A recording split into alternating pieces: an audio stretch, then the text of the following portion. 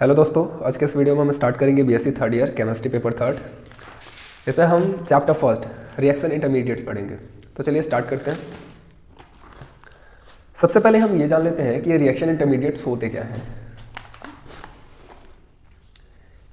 कभी भी अगर कोई भी केमिकल रिएक्ट कर रहा है प्रोडक्ट फॉर्म करने के लिए, तो इसके बीच में एक शॉर्ट लिव्ड स्पीसीज बनती है जो कि बहुत कम टाइम के लिए बनती है और रिएक्ट करके फर्दर प्रोडक्ट में कन्वर्ट हो जाती है।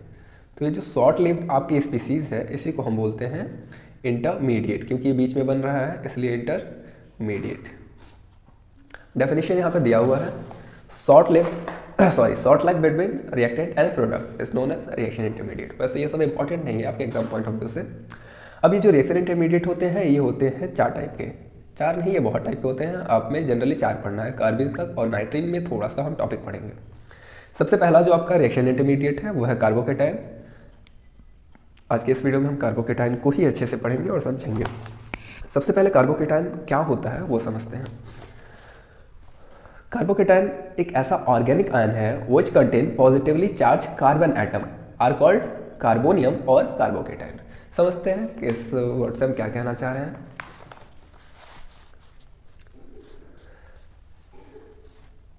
आपके जो कार्बोकेटाइन्स हैं वो ऐसे ऑर्गेनिक स्पीसीज हैं जो कि पॉजिटिव चार्ज को कंटेन करते हैं। जैसे अगर आप CH3Cl में से सिंपल रिएक्शन करा के Cl को हटा देते हैं तो आपको मिलेगा CH3+। यहाँ पे कार्बन के ऊपर एक पॉजिटिव चार्ज आ गया है जिसकी वजह से इसे हम क्या बोलेंगे, या तो हम इसे कार्बोनियम आयन बोल सकते हैं या फिर इसे हम कार्बोकेटाइन बोल सकते हैं। और केटाइन का मतलब पॉजिटिव होता ही है। चलिए इसे समझ लेते हैं कि ये कार्बोकेटाइन आखिर बनते कैसे हैं। एक कार्बन अगर किसी भी एलिमेंट के साथ जुड़ा हुआ है और वो एलिमेंट उस कार्बन से ज़्यादा इलेक्ट्रोनेगेटिव है तो क्या करेगा, इलेक्ट्रॉन्स को अपनी तरफ खींच के बाहर निकल जाएगा। इलेक्ट्रॉन्स को लेके वो बाहर निकल जाएगा और इससे आपका फॉर्म होगा कार्बोकेटाइन। इस रिएक्शन में यहाँ पे क्लियरली लिखा हुआ है कि Z is more electronegative than carbon. अब ऐसे जो फ्यूजन्स होते हैं उन्हें हम बोलते हैं हेटेरोलिटिक। हेटेरोलिटिक का क्या मतलब है, हेटेरोलिटिक का मतलब है एक तरफ A एक तरफ B, दोनों अलग अलग हैं, B ज़्यादा स्ट्रॉन्ग है तो उसने इलेक्ट्रॉन्स को ले लिया और वो बॉन्ड को ब्रेक कर गए। तो ऐसे फ्यूजन को हम बोलते हैं हेटेरोलिटिक। और अगर ये दोनों सेम रहते तो उन्हें हम क्या बोलते हैं, होमोलिटिक। अब इसके कुछ एग्जाम्पल दिए हुए हैं, उन्हें देख लीजिए। सबसे पहले मिथाइल कार्बोकेटाइन CH3, उसके बाद इथाइल कार्बोकेटाइन CH3CH2। इसके बाद है एलाइल स्पीसीज। एलाइल स्पीसीज क्या होते हैं, अगर किसी पॉजिटिव चार्ज के बगल वाले कार्बन ने डबल बॉन्ड बनाया रखा है किसी कार्बन के साथ तो उसे हम बोलेंगे allyl species. After that vinyl species या विनाइल कार्बोकेटाइन।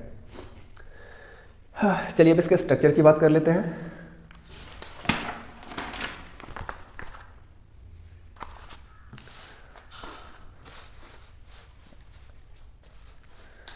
सबसे पहले आपका जो कार्बोकेटाइन है उसके पास 6 इलेक्ट्रॉन होते हैं आउटर मोस्ट सेल में। आउटर मोस्ट सेल में उसके पास 6 इलेक्ट्रॉन्स ही होते हैं जिसकी वजह से वो जो बॉन्ड है वो 3 ही बना पाता है। और 3 बॉन्ड बनाता है इसलिए उसकी हाइब्रिडाइजेशन जो है वो हो जाती है sp2। sp2 हाइब्रिडाइज होता है, इसका मतलब आपका C+sp2 हाइब्रिडाइज है। तो जो बॉन्डिंग या फिर जो उसका ज्योमेट्री या जो शेप बनेगा वो कुछ ऐसा बनेगा।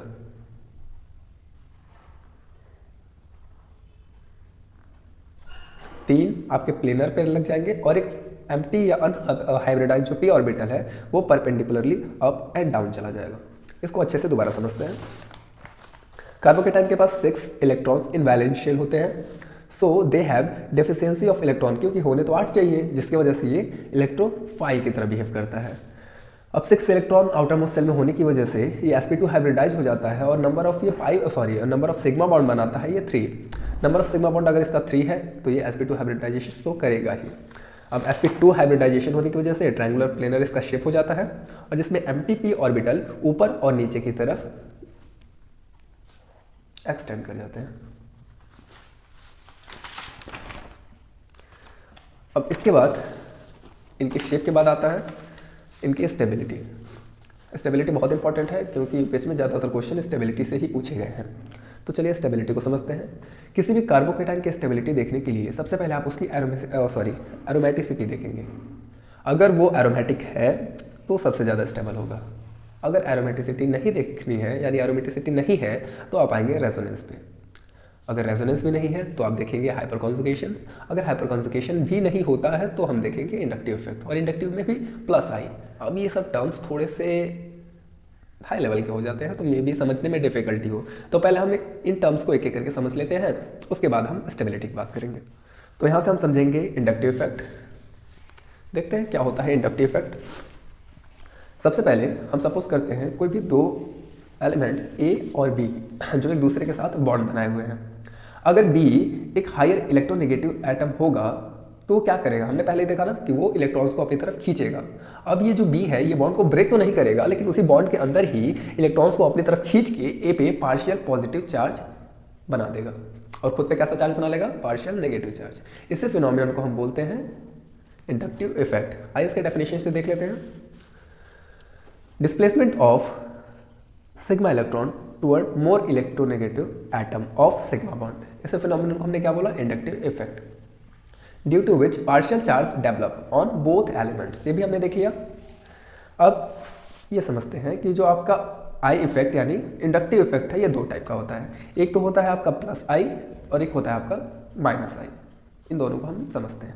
प्लस आई मतलब सिंपल पता चल रहा है कि प्लस यानी कुछ चीज ऐड हो रहा है, यानी कोई चीज दिया जा रहा है, ठीक है, इसको समझते हैं। अगर ए और बी कोई भी दो एलिमेंट्स हैं जिसमें आपका ए मेन ग्रुप है, यानी ए को हम क्या बोल सकते हैं, ये हमारा कार्बन का ग्रुप है, और बी कोई इसके साथ आके अटैच हो गया है, कोई एटम आके अटैच हुआ है, जहां पे आपका कार्बन इज मोर इलेक्ट्रोनेगेटिव।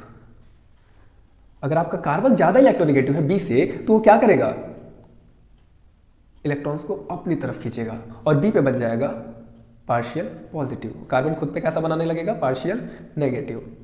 यानी यहाँ पे हम क्लियरली देख पा रहे हैं कि जो स्पीसीज आके जुड़ी है वो क्या कर रही है, वो ए को इलेक्ट्रॉन्स दे रही है, इलेक्ट्रॉन्स दे रही है, इसलिए बी कैसा शो कर रहा है, कैसा इंडक्टिव इफेक्ट शो कर रहा है, प्लस आई इंडक्टिव इफेक्ट। और सेम हमने बात किया था कार्बोकेटाइन के उसमें, कार्बोकेटाइन के स्टेबिलिटी में, कि अगर कोई भी बी की तरह का एलिमेंट यानी ऐसा एलिमेंट जो प्लस आई इफेक्ट देगा, यानी जो अपने इलेक्ट्रॉन्स को देगा, वो आपके कार्बोकेटाइन्स को ज़्यादा स्टेबल बनाएगा। चलिए आगे समझते हैं कि ये जो प्लस आई वाले होते हैं ये होते कौन कौन से हैं।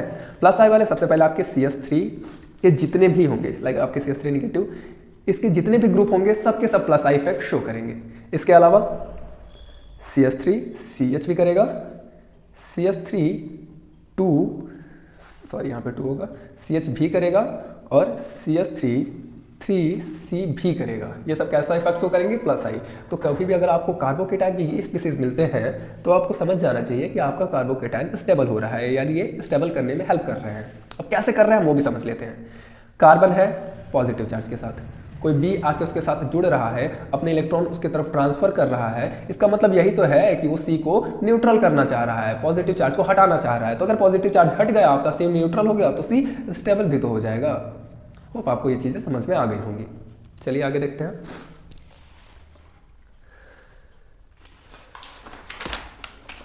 अब प्लस आई देखने के बाद हमें माइनस आई देखना है। माइनस आई कार्बोकेटाइन के लिए तो इंपॉर्टेंट नहीं है, बट कार्बो एनायंस के लिए इंपॉर्टेंट है। तो माइनस आई इफेक्ट को हम यहीं पे समझ लेते हैं। अब जैसे ए और बी की हमने बात की, ए आपका क्या था, मेन ग्रुप यानी कार्बन का ग्रुप था, और बी कोई अदर स्पीसीज या अदर एटम था जो आके इसके साथ अटैच हुआ था। अब अगर जो बी आके अटैच हुआ है, अगर इससे इलेक्ट्रॉन्स को खींचने लगे, अपनी तरफ खींचने लगे, यानी उससे लेने लगे, क्या लेने लगे, इलेक्ट्रॉन्स, ठीक है, तो ऐसे स्पीसीज को हम बोलेंगे इलेक्ट्रॉन विड्रॉल ग्रुप, ठीक है। मिनट,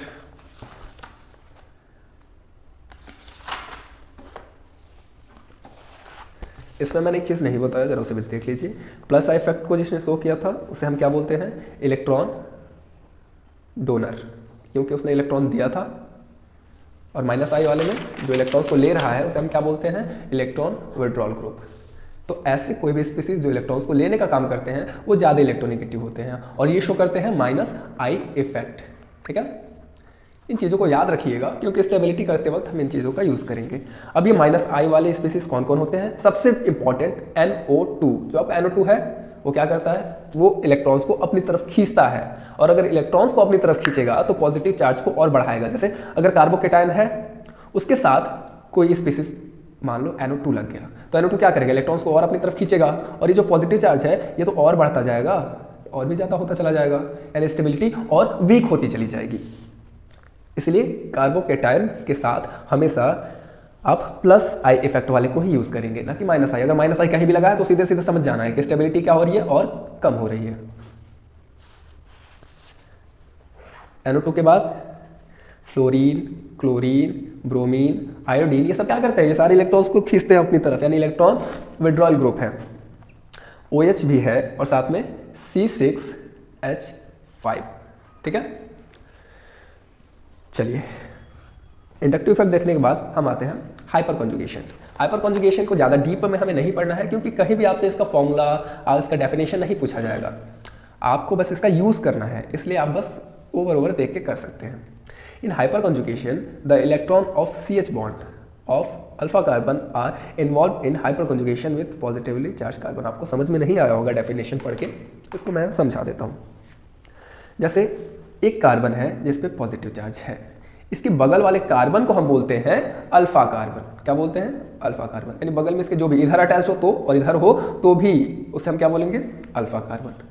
अब इन अल्फा कार्बन से जितने भी हाइड्रोजन ग्रुप जुड़े हों, जितने भी, मान लो 1 2 3 इधर जोड़ दिया मैंने और 1 2 3 इधर जोड़ दिया मैंने, इन्हीं हाइड्रोजन ग्रुप को यानी हाइड्रोजन बॉन्ड्स को हम बोलते हैं हाइपर कॉन्जुगेशन। तो इसका हाइपर कॉन्जुगेशन कितना हो जाएगा, 1 2 3 4 5 6, यानी इसका हाइपर कॉन्जुगेशन है 6। अब आगे देखते हैं, इसका हाइपर कॉन्जुगेशन 6 हो गया।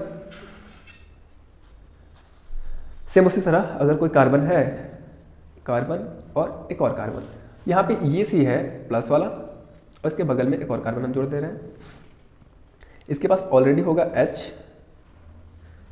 ये हो गया आपका H और ये H एक H इधर। अब इसके अगर बिहाफ पे हम देखें तो आपका अल्फा कार्बन ये है और ये है, क्या ये भी अल्फा कार्बन है, नहीं, ये कौन सा कार्बन है, ये बीटा कार्बन है, तो इसका यूज हमें नहीं करना है। अगर हम इस तरह से देखते हैं तो हमारे पास हाइपर कॉन्जुगेशन कितना हो जाता है, 1 2 3 4 और 5। इस हाइड्रोजन को हम ऐड नहीं करेंगे, क्यों नहीं करेंगे, क्योंकि वो आपके अल्फा कार्बन का पार्ट नहीं है। तो इसका हाइपर कॉन्जुगेशन कितना हो गया, 5। दोनों में से हाइपर कॉन्जुगेशन किसका ज़्यादा है, 6 वाले का। तो अगर स्टेबिलिटी की बात आएगी तो ये जीत जाएगा, यानी जिसकी हाइपर कॉन्जुगेशन ज़्यादा होगी वो ज़्यादा स्टेबल होगा। हाइपर कॉन्जुगेशन क्लियर करने के बाद हम आगे पढ़ेंगे रेजोनेंस। क्या होता है रेजोनेंस? रेजोनेंस पढ़ के नहीं समझा जा सकता है, इसको हम प्रैक्टिकली करके समझेंगे। तो रेजोनेंस के लिए हम ब्रेक लेंगे। उसके बाद हम समझ लेते हैं एरोमेटिसिटी। ये मेसोमेरिक इफेक्ट इंपॉर्टेंट नहीं है तो इसको हम नहीं पढ़ेंगे। एरोमेटिसिटी क्या होती है वो जान लेते हैं। सबसे पहले हमने देखा था ना कि एरोमेटिसिटी ही सबसे इंपॉर्टेंट है। अगर कोई भी अनसैचुरेटेड यानी डबल बॉन्ड का कार्बोकेटाइन है विच आर साइक्लिक, पहला तो साइक्लिक हो और उसके पास 4n+2 इलेक्ट्रॉन, 4n+2 मतलब where n is equal to 0 1 2 3 4 and so on. अगर n की वैल्यू आप यहाँ पे 0 रखते हैं तो 2 आ जाएगा। यानी अगर किसी के पास 2 इलेक्ट्रॉन मिलते हैं, 1 रखेंगे तो 6 आ जाएगा। 6 मिलते हैं, अगर 10 मिलते हैं या फिर अगर 3 रखेंगे तो 14 मिलते हैं। अगर ऐसे इलेक्ट्रॉन्स मिलते हैं तो उन्हें हम बोलेंगे कि वो एरोमेटिसिटी को शो कर रहे हैं। अब इन इलेक्ट्रॉन्स को हम देखेंगे कैसे, जानेंगे कैसे, वो समझ लेते हैं। मान लीजिए आपके पास कोई भी एक कार्बोकेटाइन दिया हुआ है जिसमें डबल बॉन्ड कुछ इस तरीके से शो किया है। तो एक डबल बॉन्ड का मतलब होता है 2 इलेक्ट्रॉन्स, यानी इसमें कितने इलेक्ट्रॉन्स हैं, 2 इलेक्ट्रॉन्स। ठीक है, और कौन से इलेक्ट्रॉन्स हैं, ये पाई इलेक्ट्रॉन्स है डबल बॉन्ड वाले। ऐसा नहीं कि आप इन सिग्मा बॉन्ड्स को भी ऐड करने लगे, बस पाई इलेक्ट्रॉन्स को। ठीक है, इसके पास 2 पाई इलेक्ट्रॉन है और 2 इसमें हमारा है, तो यानी ये एरोमेटिसिटी शो कर रहा है कि कैसा कंपाउंड है, ये एक एरोमेटिक कंपाउंड है। अब इन सारे टर्म्स को खत्म करने के बाद हम आ जाते हैं क्वेश्चंस में। पहले हम एग्जांपल्स देख लेते हैं। सबसे पहले कुछ स्पीसीज यहाँ पे दी हुई हैं, उन्हें देखिए। ये पहला स्पीसीज में आपके CH3 CH3 CH3 तीनों साइड लग गया है, बीच में आपका कार्बोकेटायन है। फर्दर यहाँ पे दो साइड पे तो CH3 है बट एक साइड पे ओनली H, यहाँ पे दो साइड पे H और एक साइड पे CH3, और यहाँ पे तीनों साइड क्या है आपके H ही। सबसे पहले अगर एरोमेटिसिटी की बात करें तो इसमें से कोई भी साइक्लिक नहीं है, यानी कोई भी एरोमेटिक नहीं है। रेजोनेंस की बात करें तो रेजोनेंस इसमें कहीं नहीं बनेगा, जहाँ जहाँ रेजोनेंस बनेगा मैं आपको बताऊंगा कि कैसे बन रहा है। तो यहाँ पे कोई भी रेजोनेंस नहीं बनेगा, तो पहला और दूसरा तो हम नहीं करने वाले क्योंकि है ही नहीं। इसके बाद आता है हाइपर कॉन्जुगेशन। हाइपर कॉन्जुगेशन में हमने क्या समझा था कि कार्बन के साथ अटैच कार्बन यानी कैटायन कार्बन के साथ यानी मेन कार्बन के साथ जो अटैच्ड कार्बन है उनके पास जितने हाइड्रोजन होंगे वही उसकी हाइपर कॉन्जुगेशन को शो करेंगे। यहाँ देखते हैं तो 3 हाइड्रोजन इसके पास है, 3 इसके पास है, 3 इसके पास है, क्योंकि ये तीनों अल्फा कार्बन है, दिख रहा है ना, यानी 3 6 और ये 9। इसका हाइपर कॉन्जुगेशन कितना हो गया 9। We look for hyperconjugation क्योंकि यहाँ पे रेजोनेंस और एरोमेटिसिटी नहीं है, which is alpha hydrogen attached with alpha carbon. पहले वाले के पास कितने हो गए 9 अल्फा हाइड्रोजन, यानी उसकी हाइपर कॉन्जुगेशन हो गई 9। इसी तरह दूसरे वाले को देखें तो क्या ये हाइपर कॉन्जुगेशन का पार्ट है? नहीं है। क्यों? क्योंकि अल्फा कार्बन से अटैच नहीं है ना। ये बगल वाला तो अल्फा कार्बन है, इसके साथ 3 अटैच्ड है, ये बगल वाला भी अल्फा कार्बन है और इसके पास भी 3 अटैच्ड है, यानी टोटल कितने हो गए यहाँ पे 6 अल्फा हाइड्रोजन। सेम यहाँ पे ओनली 3 अल्फा हाइड्रोजन, और इसके पास तो है ही नहीं, अल्फा कार्बन है ही नहीं, तो अल्फा हाइड्रोजन कहाँ से मिलेगा? तो उसके पास है सॉरी उसके पास है 0 अल्फा हाइड्रोजन। यानी पहले वाले की स्टेबिलिटी सबसे ज्यादा, उसके बाद दूसरे वाले की, फिर तीसरे वाले की, फिर चौथे वाले की। समझ में आ गया ये? तो आगे बढ़ते हैं। दूसरा एग्जांपल हमने लिया है फिनॉल के साथ। अब यहाँ पे स्ट्रक्चर हमें बना के समझना पड़ेगा।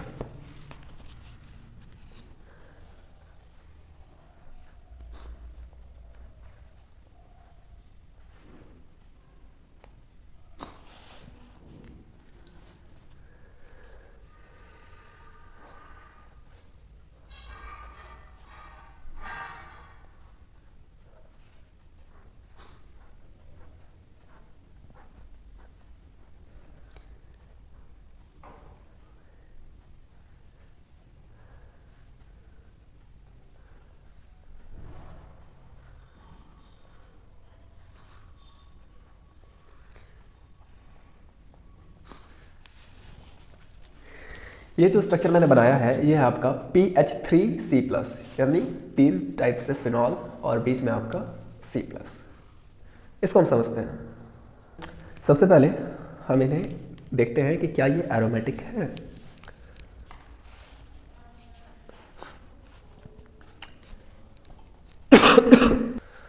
और एरोमेटिसिटी जानने के लिए हमें क्या चाहिए? हमें बस चाहिए पाई बॉन्ड्स। कितने पाई बॉन्ड्स हैं? 1 2 3 4 5 6 7 8 9 9 पाई बॉन्ड्स हैं, यानी पाई इलेक्ट्रॉन्स कितने हो जाएंगे?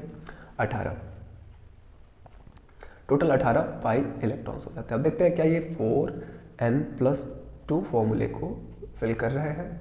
n की वैल्यू अगर हम 4 रखते हैं तो 4 4 जा 16 और 16 + 2 18, यानी ये 4n+2 पे कैपेबल है, यानी ये एक एरोमेटिक कंपाउंड है।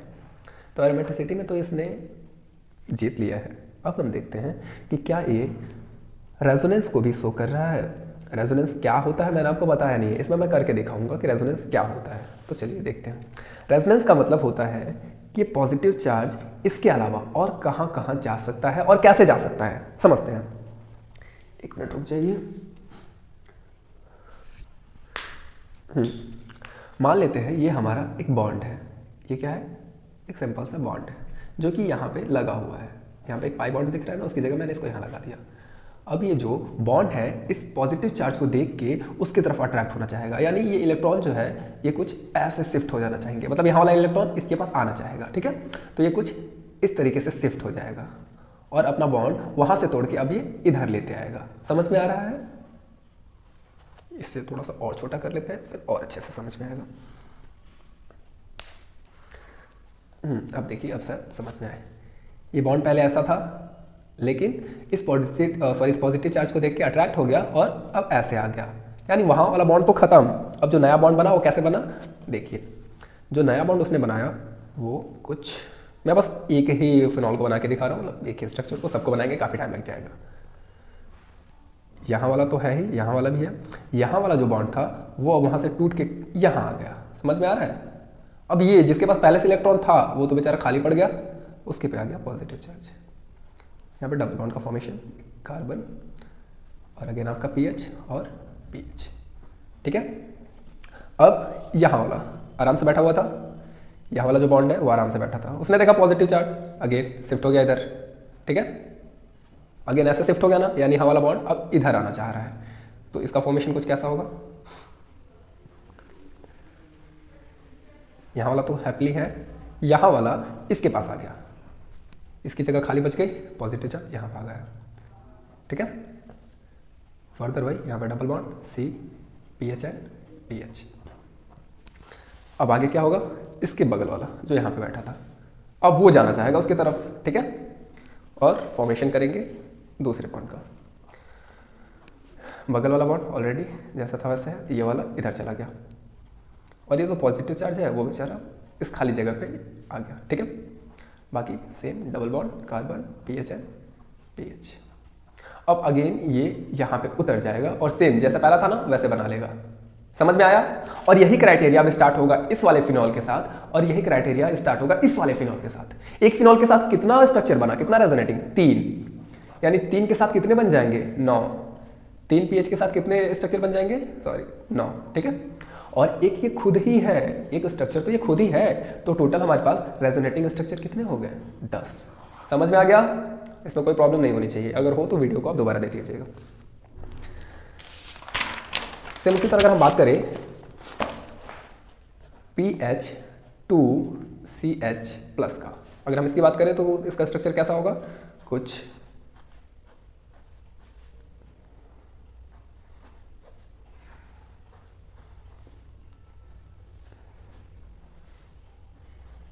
इस तरीके से होगा।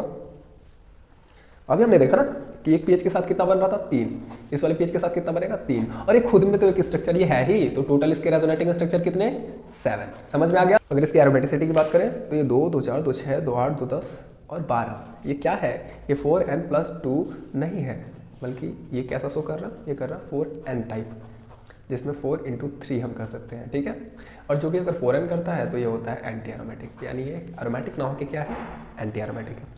जो नॉन एरोमेटिक होंगे वो साइक्लिक ही नहीं होंगे, सिंपल सी बात है। चलिए आगे देखते हैं। उसी तरह अगर मैं बस C+, PH, H और H की बात करूं तो आपको क्लियर दिख रहा होगा, PH के साथ ही बनाएगा 3 रेजोनेटिंग स्ट्रक्चर, और एक स्ट्रक्चर एक खुद ही है, यानी टोटल हो जाएंगे 4 रेजोनेटिंग स्ट्रक्चर। तो इसमें आप क्लियरली देखिए, सबसे पहले तो अगर हम बस एरोमेटिसिटी की ही बात करते हैं तो एरोमेटिसिटी इसकी थी, इसकी नहीं थी। ठीक है, तो ये जीत जाता है, और रेजोनेटिंग स्ट्रक्चर भी इसके 10 हैं, इसके 7 हैं, इसके 4 हैं। ठीक है, चलिए आगे करते हैं फिर। एक मिनट, कुछ बच्चों को इसमें प्रॉब्लम होगा एरोमेटिसिटी को लेकर, क्योंकि पीएच यहाँ पे एरोमेटिसिटी शो कर रहा है, यानी 6 इसमें पाई इलेक्ट्रॉन्स हैं, लेकिन यहाँ पे रेजोनेटिंग स्ट्रक्चर की वजह से ये थोड़ा सा हार जा रहा है। तो ज़रूरी नहीं है, अगर हर चीज़ अगर कोई एक चीज़ ज़्यादा है और दूसरी चीज़ बहुत ही ज़्यादा कम है तो वो लूज़ हो जाएगा, तो उसमें इतना सोचने की जरूरत नहीं, आप ये फॉलो करिए। आगे है, अगर इसकी और इसकी हम बात करें तो क्या होगा, कई बार हमें रेजोनेटिंग स्ट्रक्चर दिखेंगे नहीं, बट वो वहाँ पे अवेलेबल होंगे, जैसे CH3 CH प्लस CH3, कोई रेजोनेंस नहीं, कोई रेजोनेटिंग स्ट्रक्चर नहीं। ठीक है, इसमें बस हाइपर कॉन्जुगेशन हम देख सकते हैं। दूसरी तरफ CH3 CH प्लस और OH, अब O के पास लोन पेयर होते हैं, ये हमें पता ही है। वो क्या करेगा, इस लोन पेयर को उठा के यहाँ पे देना चाहेगा और डबल बॉन्ड बना लेगा। ठीक है, जिसकी वजह से ये पॉजिटिव चार्ज शिफ्ट होगा इसके पे, और ये अपना एक हाइड्रोजन इसको दे देगा, यानी यहाँ पे रेजोनेंस शो होना स्टार्ट हो जाएगा, और ड्यू टू रेजोनेंस इसकी स्टेबिलिटी ज़्यादा हो जाएगी इससे। अब अगर इसका ऑर्डर देखें कि ऑर्डर क्या होता है, तो सबसे पहले फिनॉल जो हमने सबसे पहले बनाया था, फिनॉल 3 और C इसका होगा, फिर PS2CH। उसके बाद यहाँ पे इम्पॉर्टेंट है, ध्यान से देखिए, यहाँ तक तो हम रेजोनेंस बना के जीत जा रहे थे, रेजोनेंस ज़्यादा था तो स्टेबिलिटी ज़्यादा शो कर रहा था, बट यहाँ पे हाइपर कॉन्जुगेशन बहुत ही ज़्यादा हो जाएगा, रेजोनेंस तो थोड़ा कम रहेगा। हमने देखा था इसका बस 4 ही रेजोनेटिंग स्ट्रक्चर था, लेकिन हाइपर कॉन्जुगेशन यहाँ पे बहुत ज़्यादा हो जाएगा। ठीक है, इसकी वजह से इसकी स्टेबिलिटी ज़्यादा हो जाएगी। ठीक है, उसके बाद आपका अलाइन, फिर CH3 2CH, CH3 CH2 और CH। इसको अगर याद रख सकते हैं तो याद रखिए, वरना हम डायरेक्ट निकाल के भी पता कर सकते हैं। और फर्दर आगे जाने से पहले हम यूपीएच के क्वेश्चन प्रैक्टिस करेंगे। तो चलिए स्टार्ट करते हैं। कार्बोकेटाइन से रिलेटेड एक क्वेश्चन ये आया हुआ है, comment on the following points about alkyl carbocation. Hybridization की बात करना है, ज्योमेट्री की बात करना है, नेचर की बात करना है, कभी भी इस टाइप का है तो सबसे पहले हम उसका इंट्रो देंगे। कार्बोकेटाइन क्या होते हैं? Carbocation are organic chemical species having positive charge on carbon atom. Since carbocation have positive charge, so they have high tendency to accept pair of electron। अगर एक्सेप्ट करना चाह रहा है तो कैसा बिहेव करेगा? इलेक्ट्रोफाइल की तरह। तो ये तो उसके नेचर में आ ही गया। नेचर आप ऐसे बता सकते हैं। पहले की अगर बात करें हाइब्रिडाइजेशन की, तो हमने क्या देखा था कि जो पॉजिटिवली चार्ज कार्बन एटम्स थे वो 6 सिग्मा इलेक्ट्रॉन्स या फिर 6 आउटर मोस्ट इलेक्ट्रॉन्स उनके पास थे, जिसकी वजह से वो कौन सा हाइब्रिडाइजेशन शो करते थे? वो करते थे sp2 हाइब्रिडाइज्ड। ठीक है, वो sp2 हाइब्रिडाइज्ड थे, यानी sp2 हाइब्रिडाइजेशन शो करते थे। ये तो बात हो गई हाइब्रिडाइजेशन की। अब अगर उसके स्ट्रक्चर की बात करें, उसके ज्योमेट्री की बात करें, तो alkyl carbocation are trigonal planar. Trigonal planar क्या मतलब है? कि वो कुछ इस टाइप की एक प्लेन में ट्राइंगल बना के पड़े हुए हैं, और इनके बीच का डिग्री कितना होता है? 180। सबके बीच का डिग्री 120 होता है। ठीक है, देखिए इसके साथ साथ एक पी ऑर्बिटल इनके पास होता है जो कि अनहाइब्रिडाइज्ड होता है। ये आप स्ट्रक्चर बना के ज्योमेट्री निकाल के अच्छे से कर सकते हैं। यहाँ पे इंपॉर्टेंट नहीं है इसलिए मैंने नहीं कराया। जो आपका पी ऑर्बिटल है वो क्या होता है? Perpendicularly up and down extend हुआ रहता है इस प्लेन के। नेचर की बात करें तो अभी हमने देखा कि पॉजिटिव चार्ज है, इसलिए कैसा बिहेव करेगा? इलेक्ट्रोफाइल की तरह बिहेव करेगा। इन्हीं बातों को आप थोड़ा सा बढ़ा के अपने एग्जाम में लिख सकते हैं। दूसरे क्वेश्चन की बात करें तो give 2 method of generation of carbocation, ये हम सीखेंगे, उसके बाद करेंगे। ठीक है, उससे पहले इसमें और इसमें बताना है कौन ज़्यादा स्टेबल है। यहाँ पे क्लियरली हम देख के कर सकते हैं कि ये एक साइक्लिक कंपाउंड है और 2 इसके पास पाई इलेक्ट्रॉन है, यानी ये एरोमेटिसिटी को भी शो कर रहा है। सॉरी, ये एरोमेटिक कंपाउंड है, रेजोनेंस स्टैब्लिश है क्योंकि ये रेजोनेटिंग स्ट्रक्चर भी बना के आप लोग चेक कर लीजिएगा। जबकि ये दूसरा वाला ना ही एरोमेटिक कंपाउंड है और ना ही बेचारी के पास कोई रेजोनेंस है, तो वो थोड़ा लेस स्टेबल है as compare to that. Read कर लीजिए, होप समझ में आ जाए। इसके बाद दूसरा क्वेश्चन है, इसका और इसका बताना है कौन ज़्यादा स्टेबल है। इसको देख के पता चल रहा है कि एक साइक्लिक कंपाउंड है और इसके पास 6 पाई इलेक्ट्रॉन्स हैं, यानी ये एक एरोमेटिसिटी को शो करेगा। एरोमेटिक कंपाउंड ये है। उसके साथ ही रेजोनेंस भी बनाएगा। रेजोनेंस आप बना के चेक कर सकते हैं। कैसे होगा? सेम वही, ये वाला जो पाई इलेक्ट्रॉन है वो इधर आएगा, पॉजिटिव चार्ज ऊपर जाएगा, फिर ये बगल वाला इधर आएगा, पॉजिटिव चार्ज इधर एंड सो ऑन। ठीक है, तो इसको बना के चेक कर लीजिएगा। तो पहला कंपाउंड जो है साइक्लिक स्ट्रक्चर है, 6 इलेक्ट्रॉन है, सो एरोमेटिक है। इसके साथ रेजोनेंस स्टेबलिश है। ठीक है, so it will be more stable. सबसे ज़्यादा स्टेबल पहला वाला होगा। दूसरे वाले की अगर हम बात करें इसकी, तो ये ना ही रेजोनेटिक स्ट्रक्चर्स को बनाएगा और ना ही साइक्लिक है, यानी ना ही एरोमेटिक है। तो compound is neither aromatic nor resonating structure, तो ये थोड़ा सा लेस स्टेबल होगा। ठीक है, थर्ड वाले की बात करें, एक मिनट, इसका पॉजिटिव चार्ज यहाँ था। ठीक है, थर्ड वाले की अगर हम बात करें तो एक बार पॉजिटिव चार्ज यहाँ आता है, दूसरी बार ये वाला बॉन्ड इधर आता है और पॉजिटिव चार्ज इधर आता है। ठीक है, यानी ये साइक्लिक नहीं है, एरोमेटिक शो नहीं कर रहा है, लेकिन रेजोनेंस ये शो करेगा, और रेजोनेंस शो करेगा तो ये सेकंड वाले से ज़्यादा ही स्टेबल होगा। Compound third is not aromatic but resonating स्टेबलिश, so it will less stable then first but more than second. ठीक है, चलिए अब यूपीएस में कुछ और भी क्वेश्चन दिए हुए हैं स्टेबिलिटी से रिलेटेड, वो हम एक एक करके बाद में डिस्कस करेंगे। सबसे पहले हम जरा रिएक्शंस को देख लेते हैं कि ये कार्बोकेटाइन जनरेट कैसे होंगे, बनेंगे कैसे। पहले हम जनरली देखते हैं। सबसे पहले मैंने कार्बोकेटाइन समझाते वक्त ही बोला था, मान लो एक CH3Cl है, ठीक है, और हम किसी भी तरीके से इस ग्रुप को ब्रेक करते हैं तो क्या करेगा? ये CH3 प्लस बना लेगा। किस लिए बना लेगा? ऑब्वियसली ये है क्या? ये एक्चुअल में एक अल्काइल हैलाइड है जो कि पोलर सॉल्वेंट, कोई भी पोलर सॉल्वेंट, जैसे एग्जांपल दे रहा हूँ मैं, जैसे Ag2+ है। ठीक है, ये पोलर सॉल्वेंट है, वो क्लोरीन को खींच लेगा। अगर इसके अलावा आप Na ले लें तो भी चलेगा, Na+ ले लें तो ये क्या करेगा? क्लोरीन को अपनी तरफ खींच लेगा और क्या बना लेगा? NaCl बना लेगा, और आपके पास बचेगा क्या? CH3+ only. ये क्या है? कार्बोकेटाइन ही तो है। तो पहला generation of carbocation, generation of carbocation में पहला हम क्या पढ़ेंगे? By direct ionization of alkyl halide in polar solvent. यहाँ पे हम एक टर्शियरी ब्यूटाइल क्लोराइड लिए हुए हैं, पोलर सॉल्वेंट में हम उसको डालते हैं, आपका क्लोरीन अलग हो जाता है और आपको मिल जाता है एक कार्बोकेटाइन। सेम उसी तरीके से अगर आप बेंजाइल क्लोराइड को लेते हैं तो क्लोरीन यहाँ से टूटेगा और इस पे आ जाएगा पॉजिटिव चार्ज और ये क्या बन जाएगा, एक ये बन जाएगा बेंजाइल कार्बोकेटाइन। ठीक है, दूसरा तरीका अगर हम देखें तो उसे भी समझते हैं। कोई भी अनसैचुरेटेड का मतलब होता है डबल बॉन्ड जिसके पास हो, जैसे CH3 CH double bond CH2, अगर इसको हम H+ देते हैं यानी इसका प्रोटोनेशन कराते हैं तो क्या होगा, पहले तो इसको टूटने के दो तरीके हैं, CH3 CH। अब दो तरीका ये है, पहला तरीका कि इलेक्ट्रॉन्स इसके पास आ जाए, ठीक है, इलेक्ट्रॉन्स इसके पास आ जाएंगे तो ये हो जाएगा CH negative single bond CH2 positive, ठीक है, और ये H+ इसके पास आ जाएगा क्योंकि नेगेटिव देखा तो ये इसके पास आके क्या बना लेगा CH2 और यहाँ से नेगेटिव चार्ज खत्म। तो आपको CH3 CH2 CH2 पॉजिटिव यानी कार्बोकेटाइन यहाँ से मिल जाएगा। और एक तरीका ये भी हो सकता है कि ये यहाँ पे आ जाए, इलेक्ट्रॉन्स यहाँ पे आ जाए तो इसके पे आ जाएगा नेगेटिव चार्ज, इसके पे पॉजिटिव चार्ज और तब बनेगा CH3 CH पॉजिटिव CH3 क्योंकि ये नेगेटिव चार्ज लेगा तो हाइड्रोजन इसके पास आ जाएगा। ठीक है, तो इस मेथड को हम बोलते हैं प्रोटोनेशन ऑफ अनसैचुरेटेड कंपाउंड। कोई भी अनसैचुरेटेड कंपाउंड लो, इस तरीके से ब्रेक करो और अपने कार्बोकेटाइन्स को बना लो। अनसैचुरेटेड क्या होता है मैंने बता दिया ना, कार्बन कार्बन का डबल बॉन्ड या फिर ट्रिपल बॉन्ड अगर कहीं दिख रहा है तो उसे हम बोलेंगे अनसैचुरेटेड कंपाउंड। ठीक है, सेम उसी तरह अल्कोहल का प्रोटोनेशन करा दो, ये दोनों तो ज़्यादातर सेम है। इसमें क्या प्रोटोनेशन ऑफ अनसैचुरेटेड, इसमें प्रोटोनेशन ऑफ अल्कोहल। कोई भी अल्कोहल जो मन करे लिख लो, हाइड्रोजन पकड़ा दो, वाटर रिलीज होगा और आपका कंपाउंड बन जाएगा। ठीक है, क्या चाहिए था हमें, कार्बोकेटाइन तो चाहिए था, ये रहा कार्बोकेटाइन, इजी है। यही क्वेश्चन में हमें करना भी था। क्वेश्चन आपसे पूछा था give two method of generation of carbocation, पहले में हमने लिख दिया अल्काइल हैलाइड का और दूसरे में हमने लिख दिया प्रोटोनेशन ऑफ अनसैचुरेटेड। तीसरा भी लिखने का मन करे तो लिख देना प्रोटोनेशन ऑफ अल्कोहल। ठीक है, इतने क्वेश्चन आज हमने कर लिए। अब उन क्वेश्चन के बाद हम यूपीएससी के क्वेश्चंस को देख लेते हैं कि कौन कौन सा कार्बोकेटाइन से रिलेटेड है जो हमने अभी किया हुआ है।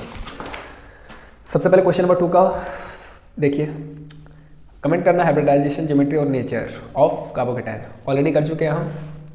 इसके बाद क्वेश्चन नंबर 4 का first part, generation of carbocation के 2 मेथड बताने हैं, अभी हमने जस्ट पीछे ही किया।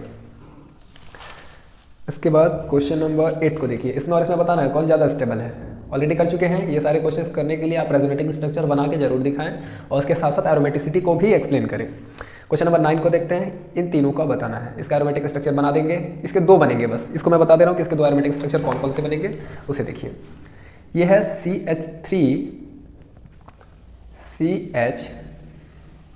यहाँ पे CS कौन सा था क्वेश्चन, CH2 डबल बॉन्ड का था। क्वेश्चन था आपका CH2 double bond CH single bond CH2 plus charge. ठीक है, इसका सेम स्ट्रक्चर, इसका सेम रेजोनेटिंग स्ट्रक्चर और बनेगा जो होगा CH2 plus single bond CH double bond CH2। Same वही चीज़ है, बस पॉजिटिव यहाँ आ जाएगा, ये डबल बॉन्ड फिर यहाँ पे लग जाएगा। ये दोनों सिमिलर है और ये रेजोनेटिंग स्ट्रक्चर है, यानी इसके पास 2 ही रेजोनेटिंग स्ट्रक्चर बनेंगे। इसका बना के हम देख लेंगे कितने बनते हैं। सबसे ज़्यादा स्टेबल ये होगा, फिर ये होगा, उसके बाद ये होगा, क्योंकि इसका एक भी रेजोनेटिंग स्ट्रक्चर नहीं बन रहा है। उसके बाद फिर क्वेश्चन नंबर